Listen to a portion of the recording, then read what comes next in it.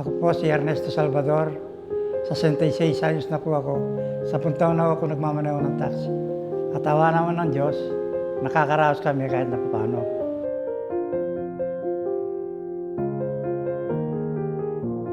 Ako'y dating mananahe diyan sa Avenida Rizal. Nung marami nagtayo ng mga garment, biglang umina ang pananahe. Kaya napilitan ako mag-taxi driver. Pampatawid, gutom man lang. Napakahirap po talaga ang taxi driver. 24 hours, sa kalsada ka. Walang tigil ang pasada mo. Minsan talaga makakalimutan mo na talagang pag-breakfast. Magmimerienda ka, biglang may paparas lahat ng pasero. Pag pumara, kailangan sakay mo para makakumita ka. Pag bumibiyaya ko, hindi ka na makakagawa ng may pasero ka eh.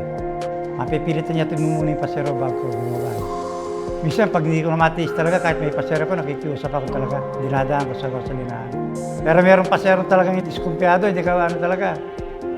Hindi ka pababayin sa gasolinahan, padediretso na siya. Ang madalas, hindi ako nakakaihi. Hindi ako nakakainom ng tubig. Kaya siguro nagkaroon ako ng UTI.